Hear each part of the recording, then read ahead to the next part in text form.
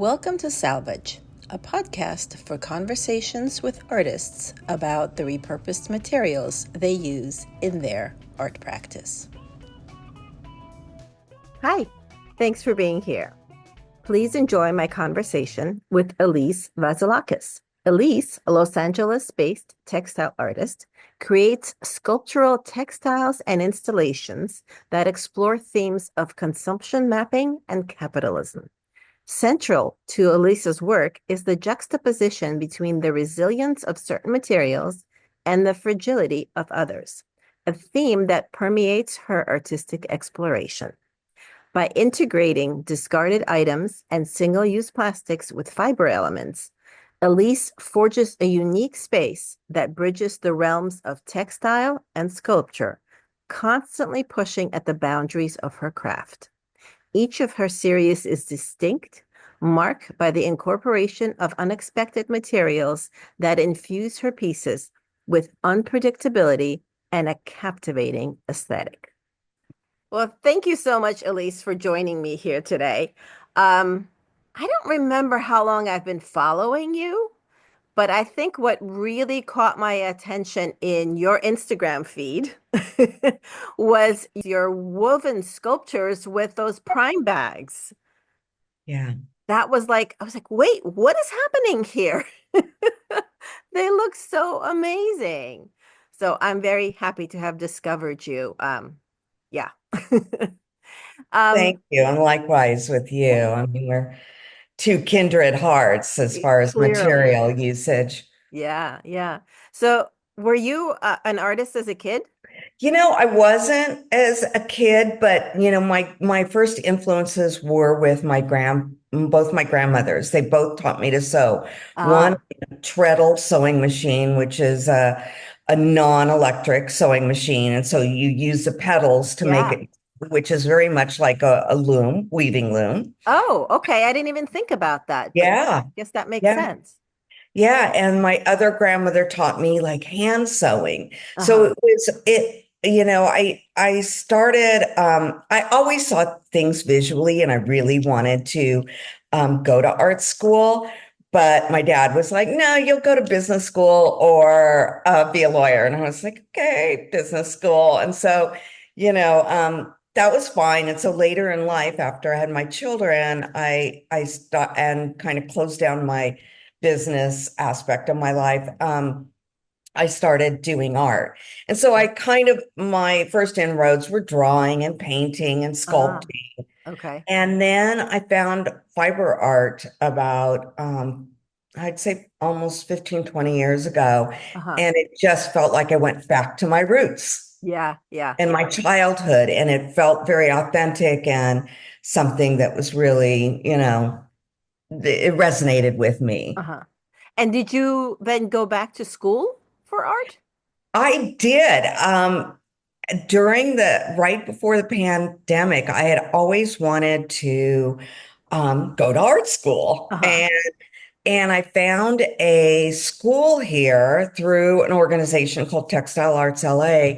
And it's one of the only schools that has a fiber department. Really?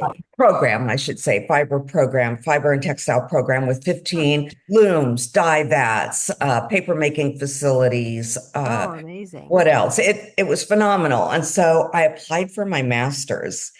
So, but And you had already been working on your art for a good while, for like a yeah, decade or something before that. yeah.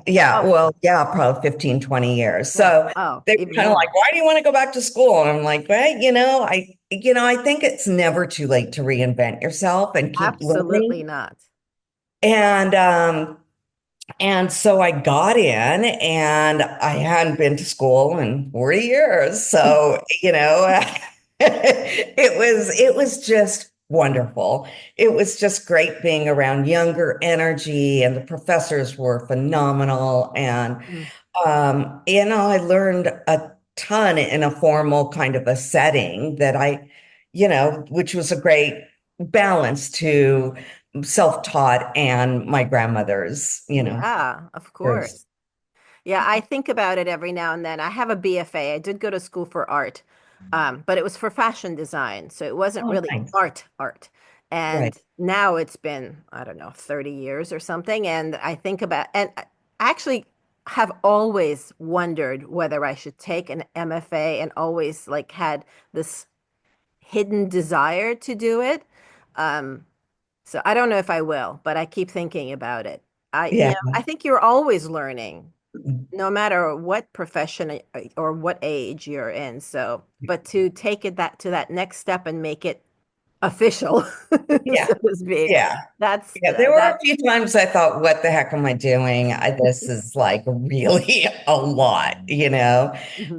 But, I think it's really good to, keep challenging yourself and being around, a cohort of really creative people on a regular basis and get kind of that input from, not only the professors, but, the student body was really invaluable. And Mhm. also the one thing about going back to school for me was to help me really talk about my art and Ah, in a because you just have to constantly, you're doing these critiques. So you're constantly, mhm.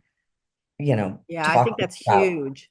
yeah, Yeah, yeah, that's something I've been learning over the past 20 years myself. But I've taken a workshops. I've belonged to crit groups, so I'm learning all of that through there. But I certainly see the advantage of doing it all in a concentrated form. right, Yeah. right. So were you doing fiber arts for a while? Like you said you started with painting, and how did the transition to the fiber arts happen for you? It actually happened. Yeah, I'd been painting and then clay sculpting, then stone Oh, sculpting. And then went back to painting. And then in 2010, when the economy kind of dove, my husband got a job in Dubai, which was really a blessing because he was in the retail industry, which was kind of shutting down, but it wasn't there. So we picked up the family and moved. oh my My kids gosh. went kicking and screaming. They were in high school. They were not happy, but it was like a wonderful thing for them. And I took my art practice there and was really informed by not only the arabesque kind of motifs that Mhm. are prevalent there, but I was really informed by the immigrant workforce that was building Dubai, and they wore Oh. these fabric scarves called gamshas. And they're a thin scarf, and they use them to cover their face for the dust and under their hard hats. And all I could see, and they're very colorful. They're from Mhm. India and they're just brightly colored. And they just littered the landscape, which is a more kind of muted brown, deserty landscape. And I became obsessed with them and I started trading them for a new gom shop. I found they have a work camp where they lived, and I went there and they had stores and I bought new ones and put little kind of a package together and I would trade them and I became kind of known as You would trade them for the old ones? yeah, I wanted the old ones because they had a history, Yeah. Oh, that's opposed to the new amazing. ones. Stiff fat, how fabrics, if you go to the fabric store, Hmm. they have kind of a stiffening product in them Right. to They make have a them look finish on them. beautiful. And these ones have paint on them or holes in them. And, Oh. I obviously took them back and laundered them. And I wasn't sure what I was going to do with them. And then I painted on them, I played with them, and I started tearing them into a yarn, Oh. fabric yarn, and I started weaving with them. And at the same time, I had been photographing these young men as well. So I integrated their portraits into the weavings with the gamshas. And Yeah, I saw those on your website. They're so intricate. Were you using a loom for that already? yeah, I was using a two-petal loom. And so I wove kind of their stories because they are really the heart and soul of Dubai. Dubai is like a budding, city with a lot of new structures, and they are really the ones that are creating, the new modern Hmm. Dubai, but not really looked at in that way, Right. They're elevated in sort of that way. not noticed. They're Yeah. very invisible there. And so I brought kind of them to the forefront. I made the structures, the weavings about 8 to 10 feet long, and then hung Oh, them from wow. the ceiling. And they would be installed in a space where people kind of had to see them, had to walk through and touch them. And Oh, so you exhibited them in Dubai. yeah, I had a solo exhibition at a gallery, and then was in a it's the Sika Art Fair, which is part of the Art Dubai. Mm. Yeah, it got a lot of attention. Oh, that's great. Wow. But that was kind of my first inroads to textile art. Because I went kind of back to that, and also finding things in my environment to utilize. So that both those things kind of coincided at the same time. And that was in around 2012, 2013. So the part of where you were finding things in your environment to use, were you consciously thinking that I want to use something in my environment, or were you more like, I want to weave this and I need something, what could it be? And looking around and finding it in your environment? Yeah, well, after the Gomsha project and we came home, Oh, okay. but that was like finding things, and that kind of led me on the road to finding things in my environment. And I came back here and I was like, oh wow, what am I going to do now? And so I kind of started looking around, and found some wire in my our garage, Uh-huh. and I thought, well, that's an interesting weft to try to weave wire. And so that kind of set me on a whole series of weaving wire. They're gorgeous. Thank you. Thanks. So was So, that found wire or were you buying wire at that no, time? well, it was kind of found wire at first I started using like stereo wire. My husband was like, hold up, that stuff is super expensive. Yeah, well, you can't use that. So that he gave me some wire that was cheaper. It was, galvanized steel wire that you get at Home Depot that tie things up, for Mhm. fencing or whatever. And but then I was going through so much, I did have to purchase that. Oh, okay. Yeah.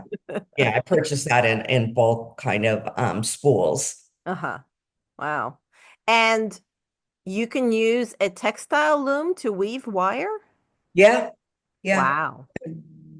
So I guess the weft is still fabric and then you're Yeah, the warp is no, flat. sorry, the warp. Yes, Yeah, I the warp.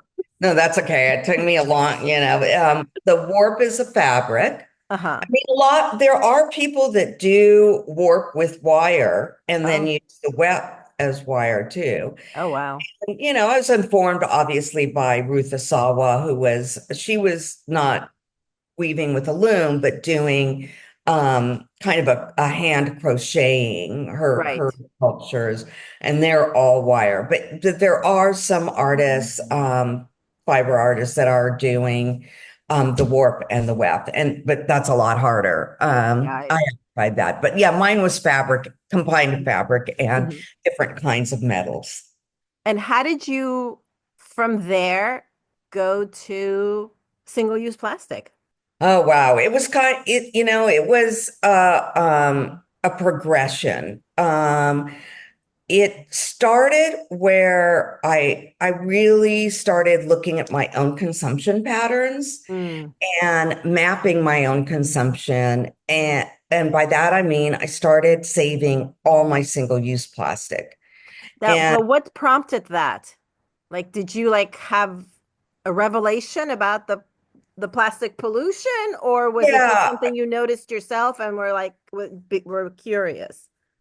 Yeah, both of it. I started getting, really aware, as we all have been, of the invasive plastic use and the throwaway culture, and the Anthropocene got on my radar, and that really started to inform my work of what the future was going to look like when these plastic elements became part of our geologic age and the sedimentation in Yeah. our structures were going to be plastic.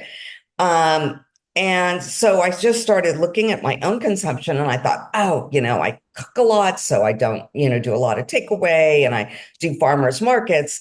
So I have a really low carbon footprint. I was, you know, disturbed and disgusted with how much plastic I used. When you don't notice it until you start saving it and it starts piling up Yep. in your studio and bags.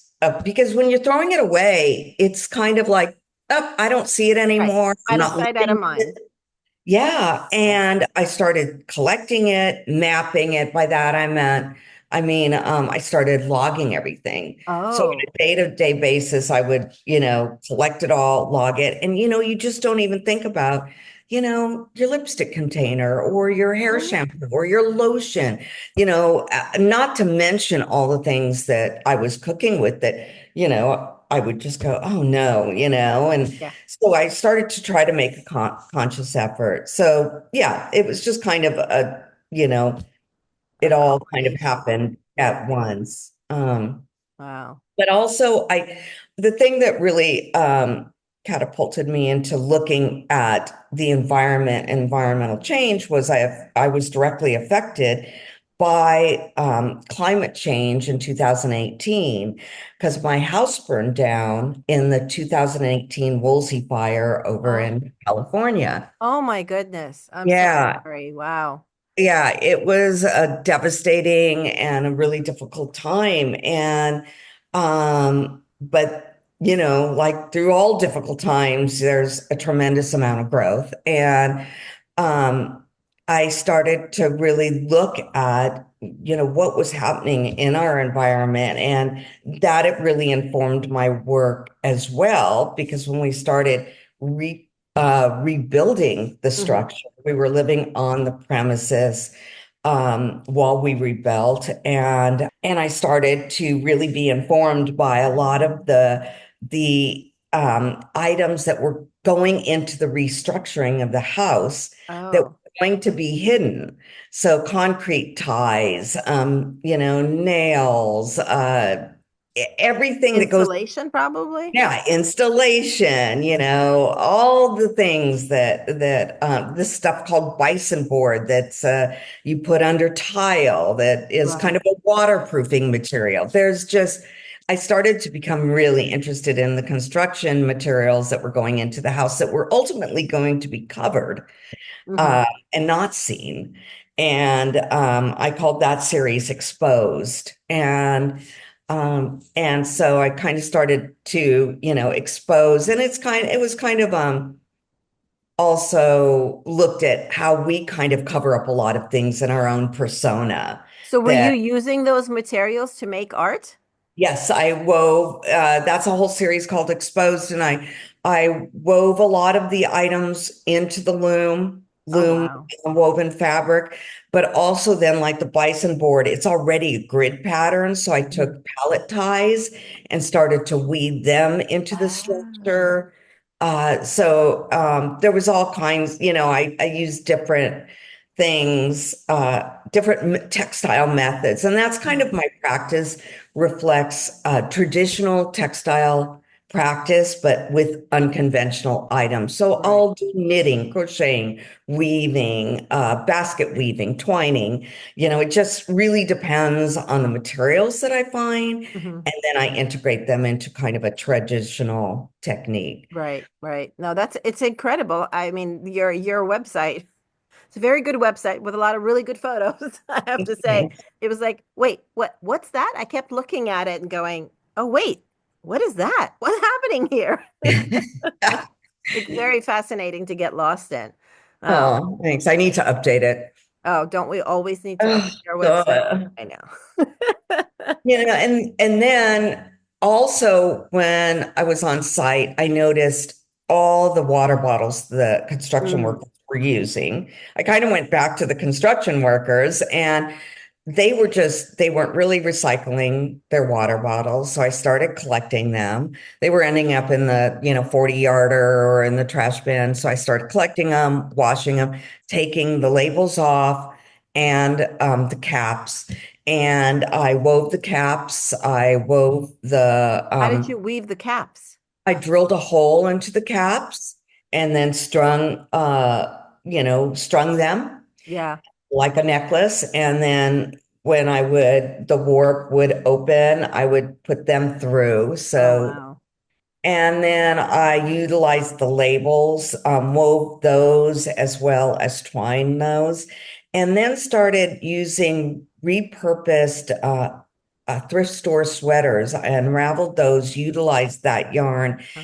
and made these kind of woven structures and put the bottles inside, and they became Ah. an installation and a structure Was that the oh, what was it called? called Thirst. That whole series was called Thirst. Oh, okay. That's I was thinking, oh, I know. The one I was thinking about was the pandemic time warp, but that's later. Yeah.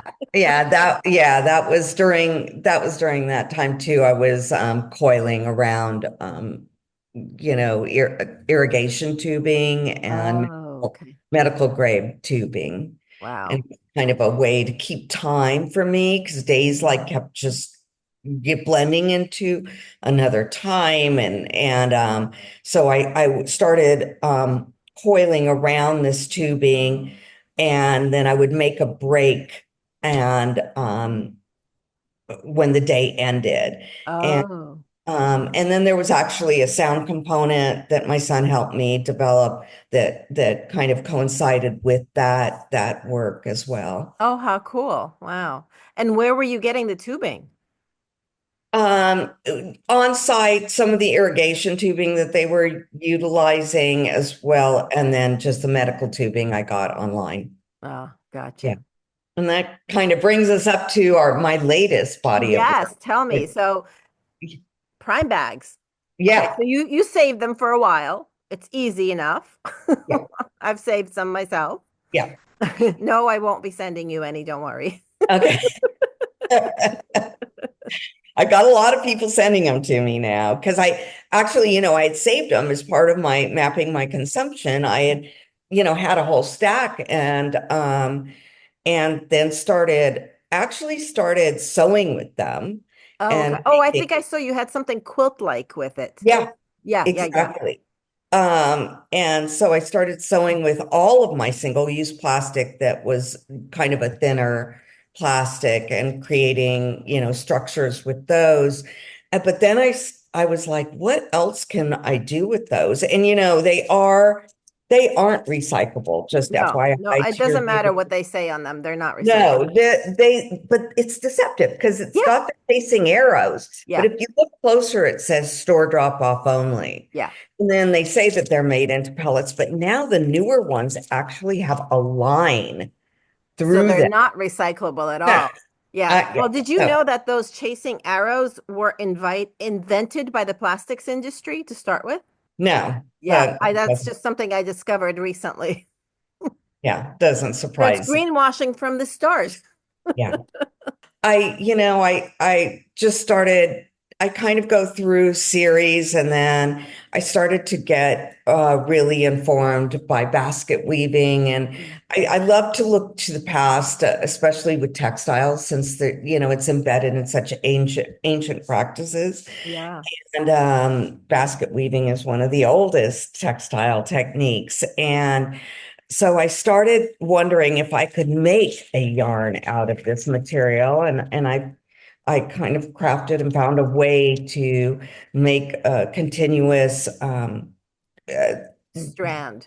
Yeah. ball of yarn with them, and then started twining, which is a technique to make baskets, and started kind of making a structure like this.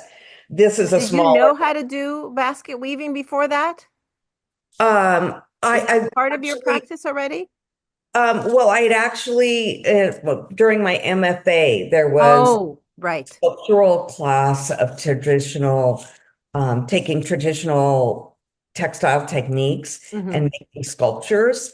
And one of that was a twining there. I learned how to twine. Oh, cool. And so I started trying to twine with this plastic, and it was really, I'd been twining with actually natural materials in my environment, like plant materials, and Mhm. that's the indigenous cultures used plant Right, material right. That's that how they basket found, weaving started. Yeah, yeah, on their land. So I yeah. started going on my land and finding different plant structures. And that's how kind of my basket weaving started. But now I feel like, the Amazon bags are just as prevalent in Mm. our environment. So they're a natural resource as well, unfortunately. Right. I mean, you find them everywhere. So this is kind of the structure once it's done.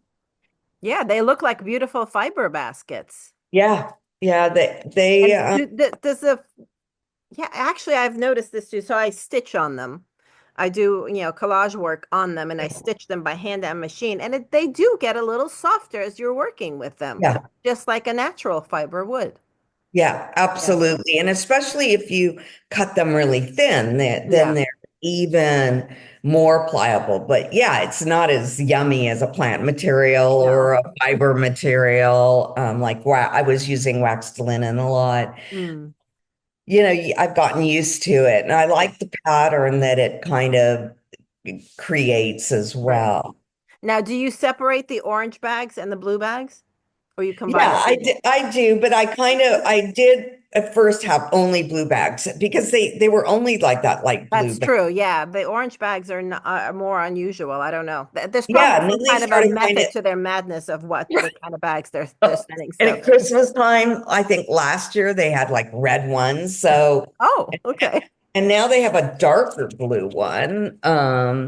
Huh. And they have the lighter blue one. So Well, they have a yeah. big And then difference with the every now blue. and then we get at least here in New York, we've been getting the paper ones.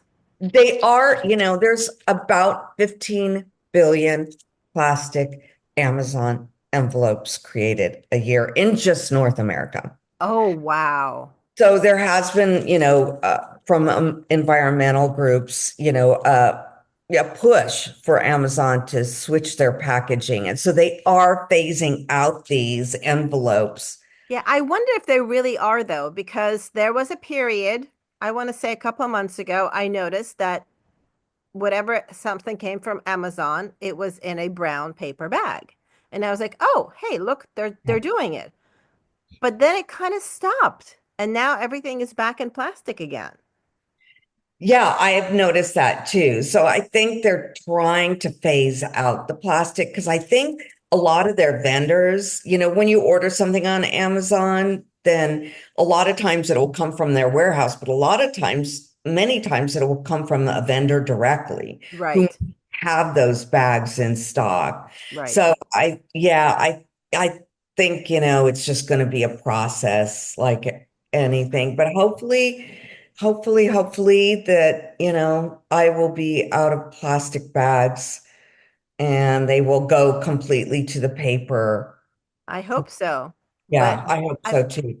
you're probably going to wind up with other plastic bags. Yeah, I mean, FedEx still uses them and, Yeah.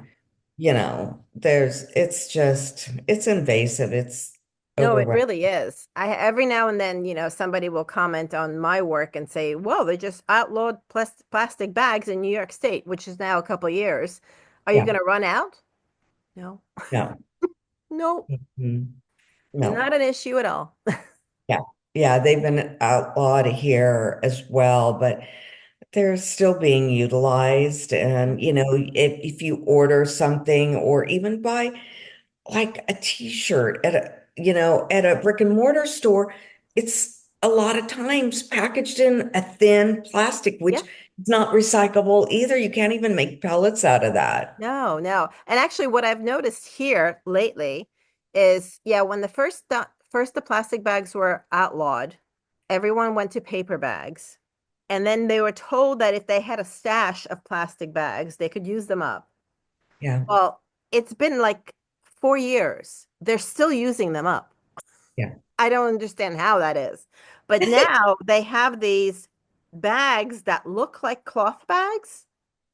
They're sort of like this, but they're not cloth. They're Yeah. not a natural, they're not a cotton. They're still plastic. They just make the texture look like it's a cloth bag. So it's a whole new type of plastic bag out there. It's I know. ridiculous. I heard those are even worse than just the regular old plastic bag. Yeah, they might be because they're sturdier, so they'll last longer, but not Right. outdoors. But I noticed that they're just not recycling No, those as well because either. they So, can't. yeah. Yeah, Or just reusing them in your arsenal of grocery store bags when you go. yeah. Um, Well, yeah, we do that, but you know how many grocery store bags we have now, I which are know. all woven plastic? Right. I know. I know. Just I know. mind-boggling. Ugh. It really is. It really is. So, I mean, at least all as I can say artists, is I'm sorry, make go ahead. art with them, right? Yeah, so at least that's what I was just gonna say. At least we get to make art with them and make a Yeah. statement with making by making art out of plastic. Yeah. Yeah. Wow. So how many of these prime bag sculptures have you made now? Oh, I made, let's see, one, two, about six or seven. And And then they're I've, large too, right? yeah, there's quite a few very large ones. There's 6 by 6. Do you have an That exhibition coming up for them? I do. There's going to be one in Palos Verdes, California. And so that's going to be in January. Yeah, and Um, then I have some work in craft forms in Wayne, Pennsylvania. oh yes, at the There. Wayne Art Center. Yeah. Yeah. Yeah, that's a Yeah. great place. So hopefully they'll move around and Hmm. get shown. Yeah. Wow. I guess at least they're very light to ship. Yeah. Are they hollow inside or are you stuffing them with something? You know what? I stuff them with all that's thank you for bringing that up. I stuff them with all my single-use plastic that I cannot or I'm not using right now or other plastic bags. So they're stuffed so they kind of keep a form because some of Uh-huh. them are moving and kind of undulating and they'll collapse. So I have stuffed them Ah, with my other single-use plastic. perfect. Yeah, yeah. I know. That's what we do. Whatever we can't use, we stuff into something. I know. So that yeah, there's one Instagram post that I made. I'll have to make another one where I take the sculpture and I start saying, "Oh, let's see what's in here," and I start pulling out like a pita bag. I'm like, "Oh, pita bread," and almond bag, and so all these different. You can kind of see what I've Yeah, consumed in the last week that goes into there. So that's funny. So it's like yeah, a record of your consumption for the week. yeah, yeah. I think that's most of my work is. Yeah. So Although when I you said ran. you were when you were recording all your consumption, were you like making just a document online or were you writing them in physically? How were you making a Yeah, record of the I was writing them in my drawing book, Oh, okay. so kind of keeping a log. Like how many of this type of plastic bag, how many bottles, that kind of stuff. Yeah. Wow. Well, I did it daily, and Uh-huh. then actually I went to the computer and then kind of looked at different plastics and Oh, different uses. So that's interesting. So that could be a whole start of another series if you like made charts of it, and made some sort of gradations of things. yeah. I know some artists do that. They take um like temperature data or something and make weavings Hmm. based on temperature data or other Right. data like that. That's Right. interesting. Yeah. Yeah. I find that really interesting. Especially since, as you probably know, different plastics, to recycle successfully, there's different grades of plastics, and they can't. Essentially it's impossible to recycle effectively. Yeah, Yeah, no, it's very sad but true. I know. I have taken several classes. I think I talk about this on every podcast episode I record. But I've taken several classes from Beyond Plastics. and it's a really fascinating class that I would highly recommend to everyone to audit. You don't have to take it for college credit. It's online, and it just teaches you all about how the plastic is produced, what happens to it, why it's not recyclable, how much of it is out there and is being constantly produced, and it's mind-boggling. Oh, I'll have to do it because you interviewed her on one of your podcasts, Yeah, right? so I just when as we were recording this just yesterday, I released the final episode for the first season of Salvage, and I interviewed a community organizer from Beyond Plastics, and Yeah. she talked about that. But yeah, Uh, um it's actually it's horrifyingly fascinating. Let's put it that yeah. way. I'm going to have to look into that. I'm going to definitely have to take the class Yeah. 'cause I try to read every article I can on, plastics and the recycling of plastics and, you know, So much information. Like the first time I took that class, I like took copious notes and screenshots and everything. And I was completely overwhelmed. But then I took it like two more times. And those oh, times I didn't take any notes. I just sat there and I listened and I absorbed and I did the readings that they ask you to do. I kind of figured that it gets updated each time, because there's new things. Coming up all the time, and it's just it's fascinating. It's and mind-boggling and all of those things. So it just makes me want to continue making more art with this yeah, free material, which actually makes for a really nice art material. And hopefully, I don't know. I keep hoping that if I'm making art with this, and there's so many of us making art with this material, that eventually it will inform more and more people about it. yeah, And maybe something will be done to curb, because yeah, I'll be happy to move on to a different material. yeah. Likewise. Right, right. Yeah, absolutely. So can I ask you a couple of questions about your studio? Sure. Do you have a studio outside the home or inside the home? Inside my home. And how many looms do you have? I only have one loom, Oh, okay. And what kind? only I know one. nothing about looms, so Okay. what kind of loom is it? It's a Saori loom, which is a Japanese loom, and Oh, it's a two-petal loom. I had another loom that was a five-petal loom, oh but that wow. perished in the fire.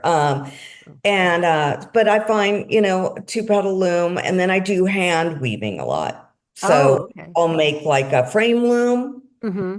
or just hand weave with like twining as a form of weaving as Yeah. well. No, I've done that kind of stuff, a piece of cardboard, make a loom or Sure. a frame. Yeah, I've Yeah. done that with kids and myself as well. Yeah. That's fun. But looking at the actual, big floor loom is always so fascinating to me. Yeah. Yeah, I love the Saori looms. They come with a pre-warp, so you can either warp the loom yourself or it comes with a warped loom, Oh, a warped fiber roll, which makes it a little bit easier.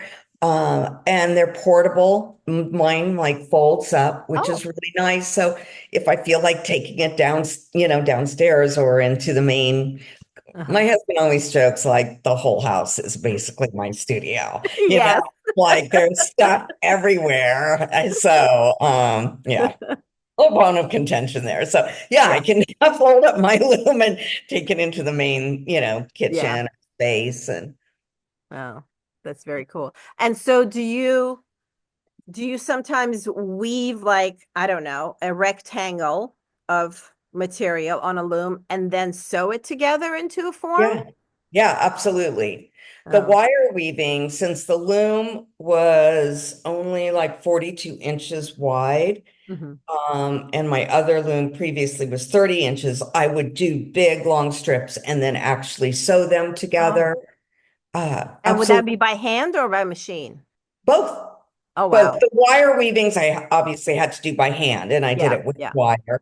But the fabric pieces that I've integrated like plastic in, I Hmm. can I can run a zigzag stitch Yeah. or, a proper seam Hmm. and then fold it out. So, yeah. Wow. And is there anything that you can't weave on your loom?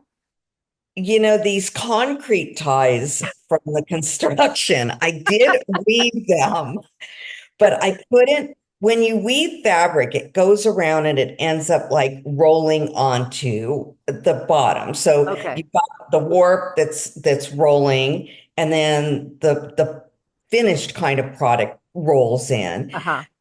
But that was these big, bulky kind of metal structures. So I could only weave this much. So Oh, with so like those, 10 or 12 inches, no more yeah, than so with those, I actually wove a piece and then would sew them together to make a oh, wow. longer piece. But I couldn't, yeah, I was limited by that Oh, material. wow. And Sure. probably the bottle caps too. You can't really roll those either. Yeah, those were a little bit more flexible Oh. because they weren't as long Mhm. and I could kind of crunch them up into the I don't know what you call it. Anyways, um, but then I was limited if it got too big. Then Yeah, I had to stop. right. But the concrete ties were just impossible to. Oh my goodness. But yeah, the bottle caps I actually could make a longer piece. Hmm. And I can pull them out through there. Oh, okay. But anyways, it did work. I did manipulate my loom somehow to get a longer piece with that. That's So what we do, right? yeah, I yeah. manipulate my sewing machine. So yeah, we Yeah. I know, and that's the fun part of, and I probably your art practice, my art practice is kind of coming up with solutions yeah, and exactly. figuring Solving out new problems. problems. Yeah. Yeah, and that's what makes it interesting. If it's constantly the same, I personally get bored, and that's why sometimes I move from material to material or try to master different solutions to problems with the material I'm using, and that makes it challenging and interesting. Yeah, So, absolutely. like, Yeah. Yeah. yeah, I kind of welcome those problems. Like, how am I going to do this, and how Yeah. am I going to get through this? And it might take, a few tries and quite a few failures. Right. But you learn something new with every failure. Yeah. Yeah, I for love that. sure. I know. I especially love solving. So I haven't done too many installations, but that's like my newfound passion. It's like, all right, how am I going to make this into almost an immersive experience? Like what can I do? Yeah, I love I figuring that kind of stuff out. I agree. I love installation art. I mean, that's kind of my passion. I love creating an immersive environment and Yeah. having You've done people that quite a bit. surrounded with the art. Yeah. That's exciting. Oh. Do you have any installations on permanent view somewhere now? No, not on permanent view. Okay. Other than collections in people's houses, but that's not really an installation. It's more of No. a, yeah. Nor could somebody just come and visit. So, Yeah. wow. Well, this has been fascinating, Elise. Thank you so much for sharing all that in your art practice. That has been amazing. Thank Well, thank you. I'm honored that you asked me to be part of your podcast. you. There's so many of us artists using repurposed materials, but every one of us does it differently. Yeah. And that's what makes these conversations fascinating to me personally. Because every time I learn something new. So thank you for letting us all learn something new today. Yeah, my pleasure. Thanks for asking me. Yeah. Thank you. Thank you so much to Elise for that fascinating conversation. And thank you for listening. Everything we talked about is going to be in the show notes. So please click through to see Elise's website. And if you're interested in learning about my work, go to artbynatalia.com. If you're interested in learning with me, go to ecoloop.art. And the doors to the Repurposer Collective will be opening up in April for Earth Month. So get your name on the wait list. I hope to see you there. This podcast was created, produced and edited by me, Natalia Korover. Theme music by R.C. Gaida. Thank you for listening.